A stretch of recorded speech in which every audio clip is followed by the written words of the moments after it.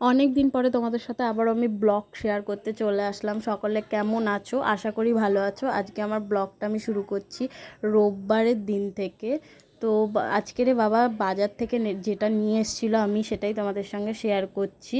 হ্যাঁ, প্রথমেই দেখালাম আমি শিঙি মাছ, তারপরে আছে ট্যাংরা মাছ, আর হচ্ছে গিয়ে ওটাকে কী বলো, খয়রা ইলিশ, যেটা খুবই ছোট ছোট ওই মাছগুলো, ওগুলো কাটতে আমার সবথেকে বেশি সময় লেগেছিল। আর এই যে কাঁকড়া এনেছে সমুদ্রের, যেহেতু আমাদের বাড়ি একদম সমুদ্রের কাছে, এর জন্য টাটকা টাটকা মাছ ভালো ভালো পেয়ে যাই আমরা।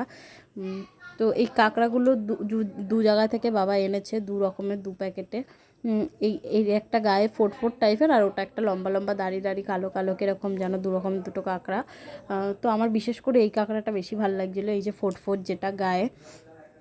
মোটমাট 2.5 কিলোর মতো কাঁকড়া মাছ এনেছিল। আরও আছে, এটা হচ্ছে গিয়ে চিকেন আনা হয়েছিল। চিকেনের এই নিচে হচ্ছে গিয়ে ওগুলো, মানে যেগুলো আমরা খাই, আর ওপরের প্যাকেটটা আমি ভেবেছিলাম হয়তো মাছ, কিন্তু মাছ ছিল না, ওটাই ছিল ওই যে ছাট আর কি, গলা পা এগুলো।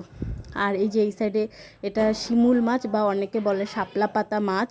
তো এই মাছটা এনেছিল। আর আছে কাতলা মাছ। কাতলা মাছটাও দেখাচ্ছি এক্ষুনি। এই যে এর ভিতরে আছে কাতলা মাছ। চিংড়ি মাছও এনেছিল।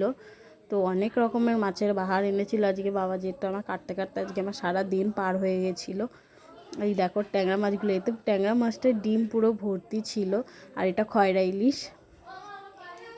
আর এই যে গাছের কুমড়ো শাক, একদম টাটকা পাড়া হয়েছে এই গাছটা থেকে। আজকের জন্য এইটুকুই, টাটা বাই বাই, দেখা হচ্ছে নেক্সট ব্লগ।